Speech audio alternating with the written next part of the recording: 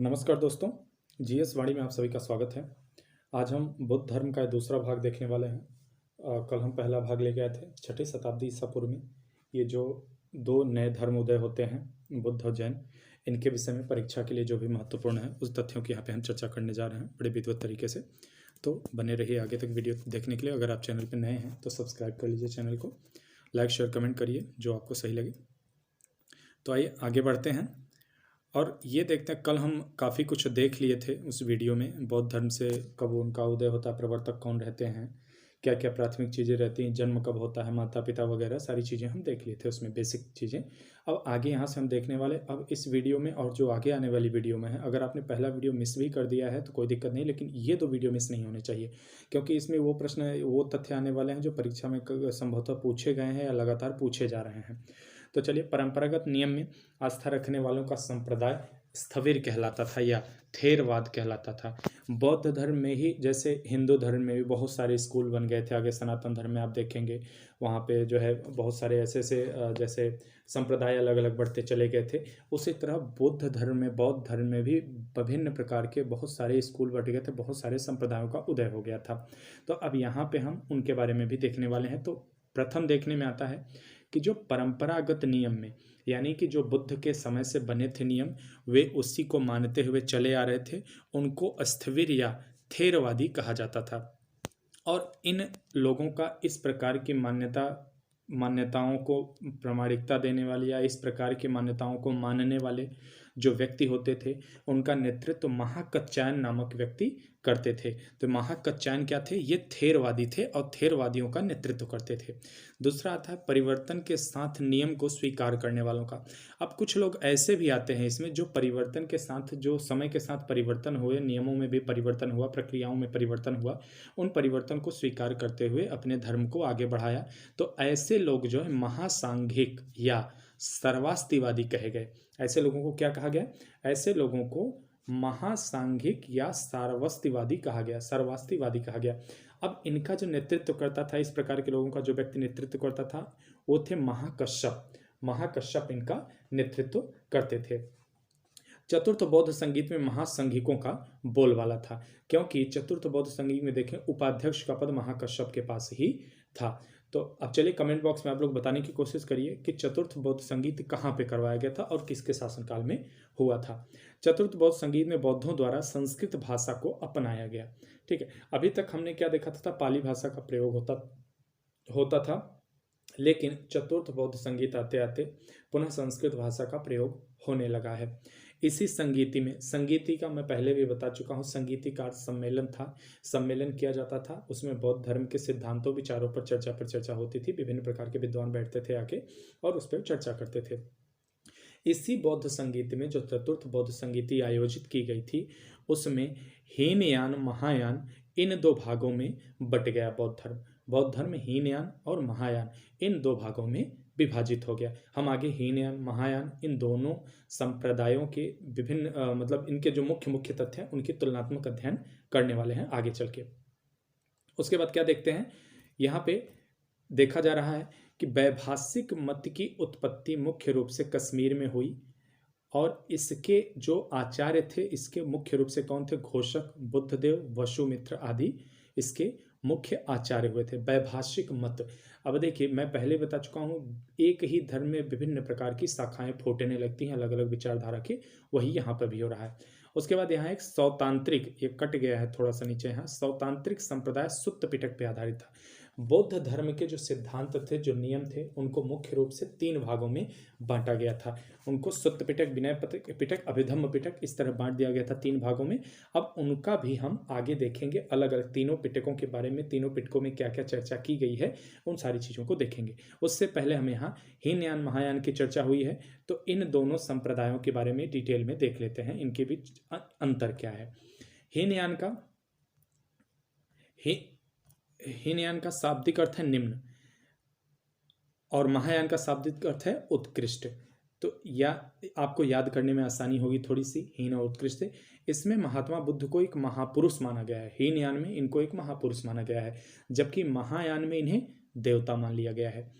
यह व्यक्तिवादी धर्म है, व्यक्ति को प्राथमिकता दे। इसके अनुसार प्रत्येक व्यक्ति को अपने जीवन प्रयत्नों से ही मोक्ष प्राप्त करना चाहिए। मतलब ऐसा है कि प्रत्येक व्यक्ति स्वयं के किए हुए कर्मों के आधार पर ही मोक्ष प्राप्त कर सकता है। जबकि महायान में क्या है, परोपकार पर सेवा पर बल दिया गया है। इसका उद्देश्य समस्त मानव जाति का कल्याण करना है। इनका व्यक्तिगत नहीं है कि हम अपने आप को जो है इस स्तर पे, साधना के इस स्तर पे उठा लें जिससे कि हम स्वयं बस मोक्ष प्राप्त कर लें और हम इस दुनिया से मुक्त हो जाएं। ये जो है महायान वालों का नहीं मानना। महायान वालों का क्या मानना है कि समस्त मानव जाति का कल्याण होना चाहिए। हमारी साधना का, हमारे उच्च स्तर पे पहुंचने का जो है एक मकसद है, एक लक्ष्य है, और अगर हम पहुंचे हैं तो हमारा केवल व्यक्तिगत मोक्ष नहीं है उद्देश्य होना चाहिए, बल्कि समस्त मानव जाति का मोक्ष होना चाहिए। यह मूर्ति पूजा एवं भक्ति में विश्वास नहीं करते थे। हीनयान वाले मूर्ति पूजा और भक्ति वगैरह में विश्वास नहीं करते थे, योग साधना वगैरह पे बल देते थे। जबकि महायान वाले क्या करते थे, यह आत्मा और पुनर्जन्म में विश्वास करते थे और ये मूर्ति पूजा वगैरह में भी भरोसा करते थे। हीनयान वालों का क्या था, इनकी साधना पद्धति अत्यंत कठोर थी। यह भिक्षुक जीवन व्यतीत करते और इसका समर्थन करते थे। जबकि इसके विपरीत जो महायान वाले थे, महायान के साथ क्या था कि इनके सिद्धांत सरल, सर्वसाधारण के लिए सुलभ थे। इनके साथ साथ सामान्य उपासकों को भी महत्व दिया गया है इसमें, ठीक है, भिक्षुओं के साथ साथ। तो ये थोड़ा अंतर देख रहे हैं आप। उसके अलावा कह रहे हैं इसका आदर्श अरहत पद को प्राप्त करना। हीनयान वालों का क्या था कि अरहत पद, अरहत का मतलब होता था कि जैसे उस लक्ष्य पे पहुंच जाना जहां से अब बस मोक्ष है अगला कदम, उस पद पर पहुंच जाना।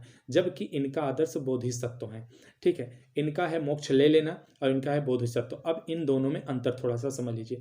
अरहत पद का मतलब हुआ कि आप स्वयं मोक्ष को प्राप्त हो गए, आप स्वयं इस दुनिया की मोहमाया से मुक्त हो गए और मोक्ष की प्राप्ति आपको हो गई। वहां जो है यहाँ पे जो है कहा जाए तो ज्ञान की प्राप्ति हो गई।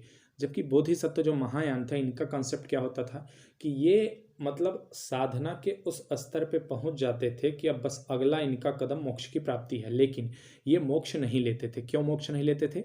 इनका मकसद था कि जब तक संसार के समस्त व्यक्तियों को हम मोक्ष नहीं दिलाते थे तब तक हम मोक्ष नहीं लेंगे, हम सबसे अंत में मोक्ष लेंगे। तो ये बोधिसत्व की संकल्पना महायान शाखा से संबंधित है। ये प्रश्न पूछा जाता है, इसलिए ध्यान देने वाली बात है, यही पूछा जाएगा।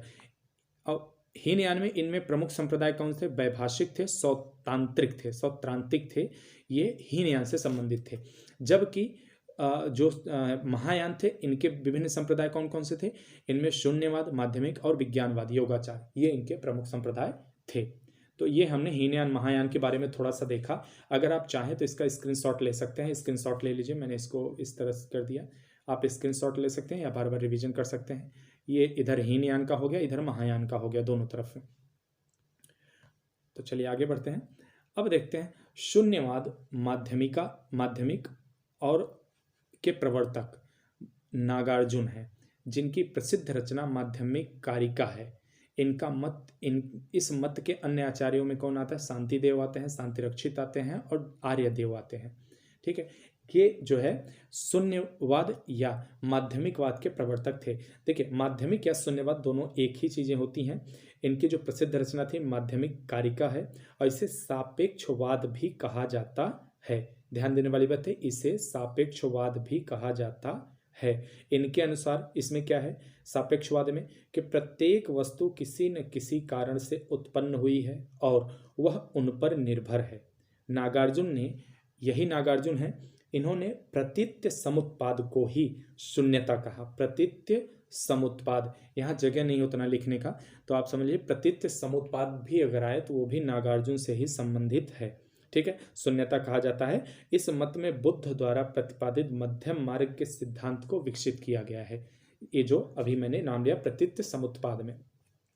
नागार्जुन की तुलना मार्टिन लूथर से की जाती है। मार्टिन लूथर से की जाती है, ध्यान रखिएगा।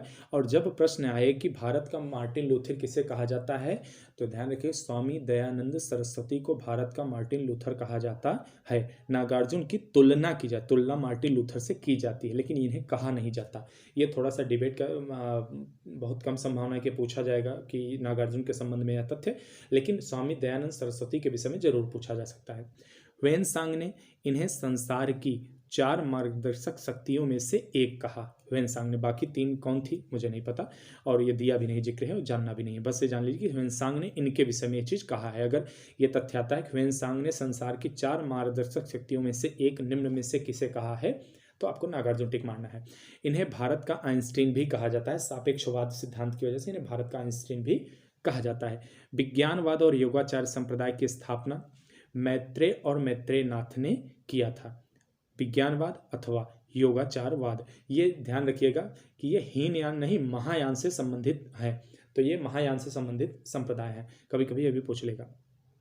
वज्रयान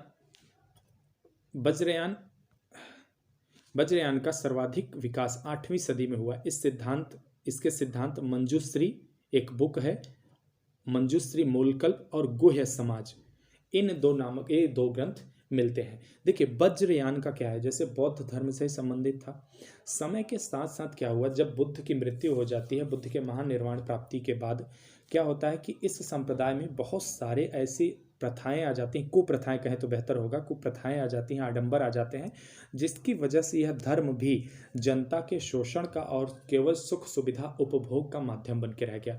वज्रयान क्या करता था, मुख्य रूप से यह तंत्र मंत्र जादू टोना टोटकों पे ज़्यादा जोर दे रहा था, और इस वजह से कहा जाता है कि भारत में बौद्ध धर्म के पतन का मार्ग इसी ने तैयार किया, वज्रयान संप्रदाय ने। इसने क्या किया, ये मुख्य रूप से क्या मद्य मैथुन मदिरा मांस कुल मिला के जितने भी उपभोग के जीवन के उपभोग की वस्तुएं सब इनके पास आना शुरू हो गए और केवल उसी में लिप्त रहते थे। इनका साधना से, योग पद्धति से, ध्यान से, इन सबसे कोई लेना देना खास नहीं रह गया, बस हुक्का मार के पड़े रहते थे। तो ये हो गए इस तरह से। उसका देखिए मैत्रेय बौद्ध परंपरा में भावी बुद्ध हैं। देखिए मैत्रेय के बारे में माना जाता है कि ये अब जो अगले बुद्ध का जन्म होने वाला है वह मैत्रेय के रूप में होगा, और ये भविष्य के बुद्ध कहे जाते हैं मैत्रेय। तो ये हमें केवल इतना जान लेना कि मैत्रेय भविष्य के बुद्ध हैं। आगे हम इनके बारे में आपको बताने वाले हैं, बहुत कुछ बताएंगे, जैसे अगली वीडियो भी बनेगी ही, चूँकि कुछ ऐसे फैक्ट्स हैं कि एक ही वीडियो में नहीं ला पाया मैं, अब वो आगे हम लाएंगे, तो उसमें भावी बुद्ध के बारे में और बुद्ध की विभिन्न मुद्राओं के बारे में, इन सब के बारे में हम वहाँ पे चर्चा करने वाले हैं। अवलोकितेश्वर, इतने ऐसा वर्ड भी है थोड़ा सा प्रोनाउंसिएशन, अवलोकितेश्वर प्रधान बोधिसत्व हैं। माना जाता है कि ये प्रमुख बोधिसत्व हैं, इनके बाद तमाम बोधिसत्व हुए हैं, लेकिन ये ऐसे बोधिसत्व थे जो पहले थे बुद्ध के बाद, कि ये जो है निर्वाण के पद तक पहुंचने वाले थे, लेकिन इन्होंने निर्वाण नहीं लिया, बल्कि ये रुक गए, अपने निर्वाण को विलंब कर दिया इन्होंने, कि हम जब तक समस्त प्राणी मात्र को, समस्त जनता को हम निर्वाण की प्राप्ति नहीं करवा देते तब तक हम स्वयं निर्वाण नहीं लेंगे। और इन्हें पद्मपाणि, हाथ में कमल लिए हुए भी दर्शाया गया है। इनका मुख्य गुण दया भाव है, और कहीं कहीं विष्णु का अवतार भी इन्हें माना जाता है, तो यह भी ध्यान देने वाली बात है। मंजूश्री के एक हाथ में खड्ग, दूसरे हाथ में पुस्तक रखी हुई है। इनका मुख्य कार्य बुद्धि को प्रखर करना। मंजूश्री और पद्मपाणि ये दोनों जो है माना जाता है कि विष्णु के अवतार की इन्हें संज्ञा दी जाती है। तो कहीं कहीं ऐसा मान लिया जाता है कि इन्हें विष्णु के अवतार माना जाता है, कि जैसे ब्राह्मण धर्म था, ब्राह्मण धर्म के पतन के बाद क्या देखा गया कि समय के साथ जब इस दोनों धर्म आगे आने लगे तो ब्राह्मण धर्म वालों ने क्या किया कि बुद्ध को भी अपने ही विष्णु के अवतार में शामिल करवा दिया। तो इसमें क्या होता है कि इन्हें भी विष्णु का अवतार कहा जाने लगा। उसके बाद बौद्ध साहित्य को त्रिपिटक कहते हैं, यह पाली भाषा में प्रचलित है। तो अब जो त्रिपिटक मैंने पहले ही बताया था, बुद्ध की जो शिक्षाएं हैं, बुद्ध की शिक्षाओं को मुख्य रूप से सारे शिक्षा को जो बुद्ध संबंधित नियम कानून है थे, इन सब को 3 भागों में बांटा गया था, और इन 3 भागों को त्रिपिटक कहा गया। पाली भाषा में सारे हैं, और इनमें जैसे पहला आता है आपका विनय पिटक। तो विनय पिटक में क्या है, संघ संबंधी नियम तथा दैनिक जीवन से संबंधित आचारों, विचारों, विधि निषेधों आदि का संग्रह किया गया है। किसमें किया गया है, ये आपके विनय पिटक में किया गया है। जबकि दूसरा आता है सुत्त पिटक। सुत्त पिटक में क्या है, बौद्ध धर्म के सिद्धांत तथा उपदेशों का संग्रह किया गया है। तीसरा आता है आपका अभिधम्म पिटक। अभिधम्म पिटक में बौद्ध धर्म के दार्शनिक सिद्धांतों का उल्लेख मिलता है। तो ये आपके तीनों पिटक हो गए। बुद्ध के महापरिनिर्वाण के बाद उनकी शिक्षाओं को संकलित 3 भागों में बांट दिया गया, विनय पिटक, सुत्त पिटक, अभिधम्म पिटक हो गया। अट्ठ कथाएं, अट्ठ कथाएं ये आता है एक आपका। तो अट्ठ कथाएं त्रिपिटकों के भाष्य के रूप में लिखी गई हैं। जो त्रिपिटक है इनके भाष्य मतलब इनकी व्याख्या की गई है, इन पे सरलीकरण इनका किया गया है, तो इन पे भाष्य लिखे गए हैं। तो इन त्रिपिटकों पे जो भाष्य लिखे गए हैं उन्हें अट्ठ कथाएं कही गई है। क्या कहा गया है, अट्ठ कथाएं। यहां देखिए सुत्त पिटक की अट्ठ कथा, जो सुत्त पिटक की भाष्य है उसे महाअट्ठक या विनय पिटक का अट्ठ कहा गया है। ठीक है, सॉरी, सुत्त पिटक की अट्ठ कथा क्या कहा गया? महाअट्ठक कहा गया है, तथा विनय पिटक की अट्ठ कथा क्या कहा गया? कुरुंदी कहा गया है। ठीक है, सुत्त पिटक की अट्ठ कथा जो है भाष्य है वो महाअट्ठक है, विनय पिटक की जो अट्ठ कथा है महाभाष्य भाष्य है उसको कुरुंदी कहा गया है। अभिधम्म पिटक की अट्ठ तथा कथा मूल रूप से सिंहली भाषा में महापच्चरी है, और जो अभिधम्म पिटक पे भाष्य लिखा गया है वह सिंहली भाषा में, सिंहली भाषा मूल रूप से श्रीलंका में बोली जाती है, तो वहाँ पे जो उस भाषा में लिखा गया है वह महापच्चरी कहा जाता है। ठीक है, पाली भाषा में रचित जातक कथा, जातक कथाएं क्या है? बुद्ध के पूर्व जन्म की कहानियां हैं, बुद्ध के जो पूर्व जन्म की कहानियां उनका जिक्र जो है जातक कथाओं में मिलता है। ठीक है, ये संकलित किया गया, यह भी पाली भाषा में है मुख्य रूप से। प्राचीन काल में बौद्ध शिक्षा के 3 प्रमुख केंद्र थे। ठीक है, और कौन कौन से? नालंदा, वल्लभी, विक्रमशिला, और ये विक्रमशिला, ये 3 मुख्य रूप से थे। नालंदा और महायान शाखा से, वल्लभी हीनयान शाखा से संबंधित है। नालंदा, विक्रमशिला ये दोनों आपके बिहार में स्थित हैं, बिहार प्रांत में स्थित हैं, जबकि वल्लभी आपके गुजरात में स्थित है, गुजरात में वल प्रांत उस वहाँ पे स्थित है वल्लभी। तो याद रखें गुजरात में वल्लभी ही स्थित है, और जबकि विक्रमशिला और नालंदा ये बिहार में स्थित है। विक्रमशिला महाविहार की स्थापना धर्मपाल ने करवाया था। पाल वंश के शासक थे ये, और इन्हीं पाल वंश के शासकों ने जो है में धर्मपाल नाम का एक शासक था, उसने विक्रमशिला बिहार की स्थापना करवाई थी। मैंने जो बिहार विशेष की वीडियो कंप्लीट की है उसमें पाल वंश के बारे में जो भी प्रश्न संभव है वहाँ पे बताए गए हैं, आप उसे जाके वीडियो सुन सकते हैं, वहाँ पे प्लेलिस्ट बनी हुई है उसकी। 5वीं शताब्दी में के मध्य में गुप्तों के समय नालंदा विश्वविद्यालय अस्तित्व में आया।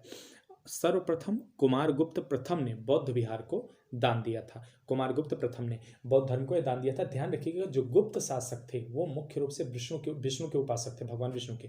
लेकिन यहाँ पे क्या आ रहा है कि ये जो है नालंदा बौद्ध धर्म को भी इन्होंने दान दिया था। तो आगे गुप्त काल पढ़ेंगे तो उसके विषय में हम डिटेल में यहाँ चर्चा करेंगे।